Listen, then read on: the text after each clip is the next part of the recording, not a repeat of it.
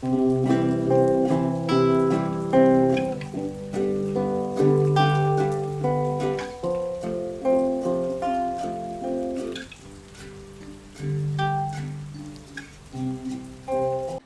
what's going on, everybody? Lewis here. How you all doing? Today I want to talk about the polarity, the comparison, the pros and the cons of being on the monastic path, the yogic path, or the path of being alone and not in society, in the cave, the yogi in the cave, the monk in the monastery, versus the spiritual path of community and fellowship. I want to tell you about my experience with both of these paths, the pros and cons in my opinion, and maybe drop a tip or two for somebody that might be struggling with one of these concepts. So please, if you end up by liking the video, like it, subscribe to the channel, share it around. It helps a ton when it comes to getting this channel to a wider audience by means of how the good old algorithm works. So thank you in advance. So let's talk about the path of isolation first, the loner's path. There was a time in my life for a good 5-6 years where I just isolated. I wanted to be alone. I lived in Fargo, North Dakota for that period of time. I'm from Southern California. I lived in the West Coast most of my life. I'm in Oregon now, but for 5 years I just wanted to get away from it all. This was when I was about 23. I had just recovered from heroin addiction and wanted to stay sober, and I felt that getting away from my upbringing, where I grew up, might help to have kind of a fresh scene, right? And it did on some level. So I spent a lot of time alone in Fargo. First off, I was just really trying to be sober and healthy, and a lot of people in my age group around that area just drank a lot, went to the bar. It's freezing cold. There's like really brutal winters there, some of the worst in the country, -20, -30 degrees, below zero, and people just go to the bar and get drunk to kind of kill time. And me personally, I didn't want to do any of that, so I learned a lot about meditation around that time. I was into mushrooms, growing mushrooms and psychedelics because I knew the therapeutic power of them. I had some good experiences. I was trying to heal my trauma and overcome some demons, and psychedelics can really help you work with your shadow side, your mind, help you reprogram your mind. I found a lot of benefit to that, right? So I also just was in this mindset of I'm going to be on this like isolated path and not have too many friends and not go out and just journal, meditate, spend a lot of time alone. And it was useful at that time, 100%. So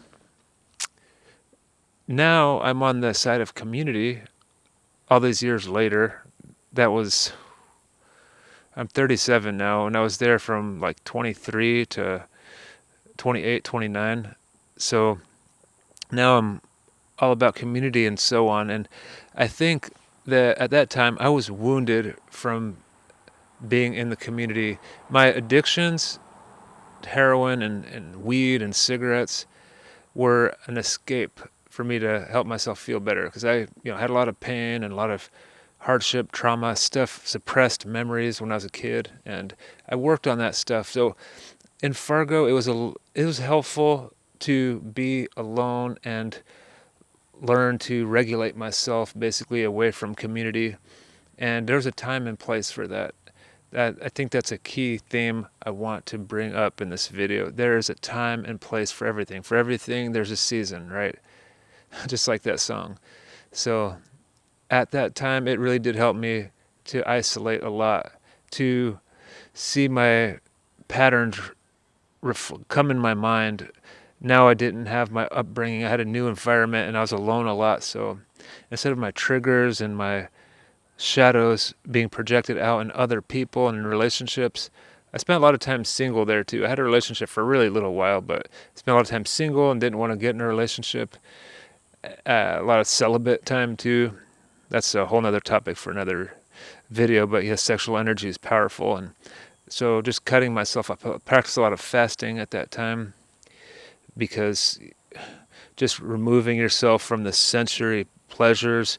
It makes you have a really strong relationship to your triggers, to the things that irk you in your mind, to the things that make you crave. Because if you're not going to indulge in those cravings to numb your feelings, to numb your pain, now you're just sitting there with your pain. So that's the path of isolation. Helps you face your pain. Finally, it helps you face those things, those memories that have been inside you all the time. And that is valuable, because to heal it, you need to feel it. And if you have so much distractions and too much noise and community, then sometimes you can't really make sense of what's going on inside of you, because you're focused on other people, and it's hard to you keep track of what's what and who's who. So that really helped, and learning how to be with my feelings, be with my pain. And I wrote about it. I did a lot of parts work. I learned about parts work, and realizing that there's a part of me that was angry, and a part of me that wanted to let go, and a part of me that wanted to heal, and a part of me that wanted to hold on to the story, the negative stories of the ego. And so it helped me find a plan after being present with those feelings, accepting those feelings. And I wanted to move on from those feelings, so I wanted to integrate new mindsets. So rebuilding myself during that time was huge. Being alone helped a lot. So fast forward to about 2018, I moved into Fargo. It was like 2013. So yeah, 5 years. I ended up by meeting my wife, Melanie, and we were talking a lot. And it's funny. One thing I noticed is, a lot of people notice this, is after you spend a lot of time alone and you do a reset, what you attract and who you attract is different now. Now you attract a partner who is more a match to your current energy, your new vibration. So I wasn't so angry anymore, and I was still having some healing to do, but I wasn't in such that victim story anymore. So I was into self-improvement. So I attracted somebody else who wanted self-improvement and was into meditation, spirituality and stuff. She went to the Buddhist monastery, and I thought that was really cool. So we fell in love, and I moved back to California at that time. We went to the San Francisco Bay Area, to Concord, and we started having some community, some friends, and some other people into spirituality and yoga, and it was really cool. But you notice some things come out now, like your energy gets expressed and bounces off other people. So if you believe in like the concept of mirroring and oneness consciousness, and you see yourself in other people, and you see your triggers get played out in the conversations with other people. One thing that bringing community back into my life, now that we're on the other part, community again, a relationship again, communication is something that I realized I had to get a lot better at. I started getting better at communication too at the job I had in Fargo, one of them. And in a relationship, that becomes very important, especially in a community of friends and fellowship. So communication is like the bridge to make a relationship, or relationships, even with your relationship to community or relationship to work or your boss. Everything's a series of relationships, right? So communication, practicing that, strengthening it, made that a whole lot better. So community is like a next level to practice all the inner stuff that you do when you're isolating. Community, I feel, is one of the best integration platforms to integrate your new stuff, to practice your new beliefs. And I feel that spirituality, in my opinion, 1.0 is kind of that time alone. And spirituality 2.0 is now practicing those concepts in the real world, though, with real people. And that's hard, dude. Like being alone is hard.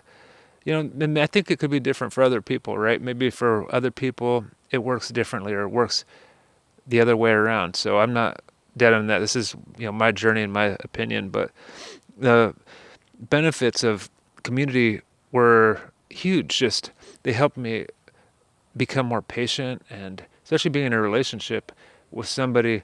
And now that we're both on the spiritual path, we realize we're both coming from wounded backgrounds, and so I had a lot more patience and grace, because I was learning how to have patience and grace with my pain and see my pain on my journey alone. So now it's like, oh wow, yeah, so I want to do that, treat others like I want to be treated, right? And do that same for her. And it helped me become a better person by far. And while community members, people, friends, and so on,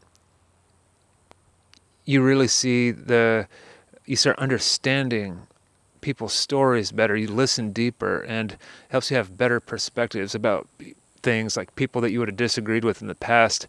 When you communicate better and you have more understanding, it helps you feel more grace and peace. And there's nothing like that. The whole world is all about feelings, and we all want to feel better, right? So it's just a way to improve upon that. And you notice there's good and bad in everything too, right? So that's a big point of this video.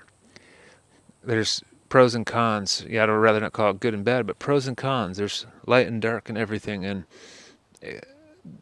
there's no path on this earth, at least, without ups and downs.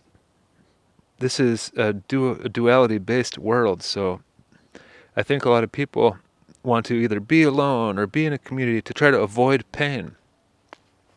Now, pain is part of the process. So I think that having the right intention of why we're going to be alone or why we're going to be in community is huge. We want to look at life as strength training for the spirit, for the body, the mind, and the soul. We don't avoid the difficult things. We can't. Because difficult things will keep coming in different forms. So we want to think of it as a chance to master ourselves, master community, master relationships, or at least get better at them, so that life becomes more smooth and more of a flow, and we could get more to that unity, that oneness, that spirituality. That it's a good feeling. That's why it's worth striving for. So I took a break from community again in about 2022, 2021. COVID made things really weird on the planet, of course. So now we're back into community again, and it feels really nice, and it's different. Like, I notice every time that I've isolated and I spent time alone, and then I come back into the community, I have a new set of eyes, a new heart, a new soul. So I just really wanted to share with you this story, my story, and my opinions now about the contrast between community and the contrast between being on the path alone, the benefits of each take. And I think community is powerful. Wow. Like, I think it comes from a wounded place to want to just do everything alone and be hyper independent all the time too. And it could also be coming from a wounded place to be addicted to community, to where you can't ever be alone and spend time alone, because spending time alone is perfect. I do a little bit every day: morning meditation, nighttime meditation, and go for walks. So even now that I'm back to community, I still make sure to spend time alone. You don't want to be codependent, but realize the importance of interdependence.